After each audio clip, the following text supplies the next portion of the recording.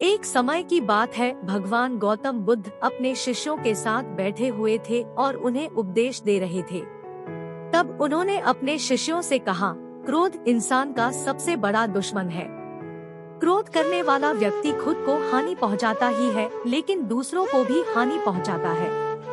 वह प्रतिशोध की आग में जलता है और अपने जीवन को बर्बाद करता है। उनके उपदेश खत्म हो जाने के बाद उनके शिष्यों में से एक शिष्य खड़ा होता है और उसे बोलता है, तू एक ढोंगी है।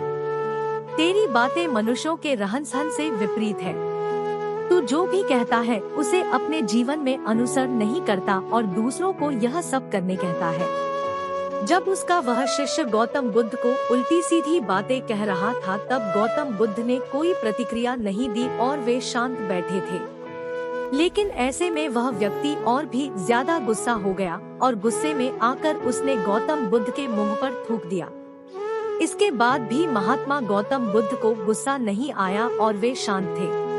उन्होंने अपने चेहरे से थूक को पोंछा और वह चुपचाप बैठ गए। यह सब देखकर उस शिष्य को समझ नहीं आया कि वह क्या करेगा।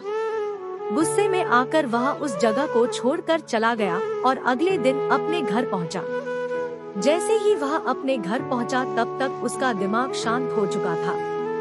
दिमाग के शांत होते ही उसे इस बात का एहसास हुआ कि उसने कितनी बड़ी गलती की है। उसे पाप हुआ है। वह खुद को मन ही मन कहने लगा, यह मैंने क्या कर दिया? मैंने महात्मा बुद्ध का अपमान किया है। ऐसा पाप मैं कैसे कर सकता हूँ? मैंने बहुत बड़ी गलती कर दी। मुझे जाकर उनसे माफी मांगनी होगी।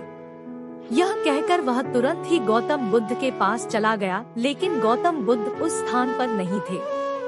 ऐसे में वह शिष्य जगह जगह भटककर उन्हें खोजने लगा। जैसे ही उसे महात्मा बुद्ध मिले तो वह उनके पैरों पर गिर गया और उनसे कहने लगा, मुझे माफ कर दीजिए। मुझसे गलती हुई है। मैंने आपका अपमान किया है। मैंने यह बहुत बड़ा पाप किया है। यह सब देखकर गौतम बुद्ध ने उससे कहा, शांत हो जाओ, क्या बात है, मुझे बताओ, तुम कौन हो? गौतम बुद्ध के यह पूछने पर वह शिष्य चौंक गया। वह सोचने लगा कि महात्मा बुद्ध मुझे कैसे भूल सकते हैं? मैंने तो उनका अपमान किया था। यह सोचकर उसने महात्मा बुद्ध से पूछा, मैं वही शिष्य हूँ जिससे कल आपका अपमान किया था और आप इतनी जल्दी मुझे भूल गए। हमें कल की बातों को कल में ही छोड़ देना चाहिए। वह अच्छा हो या बुरा, उसके बारे में बार बार विचार नहीं करना चाहिए। मैं बीती हुई बातों को पीछे छोड़कर आगे चलता हूँ और ऐसा ही हम सबको भी करना चाहिए, महात्मा बुद्ध ने उस शिष्य से कहा। महात्मा बुद्ध की यह बातें सुनकर वह शिष्य और भी ज्यादा प्रभावित हुआ और उनसे बोला, मैं आज से आपकी हर बातों को माना करूँगा।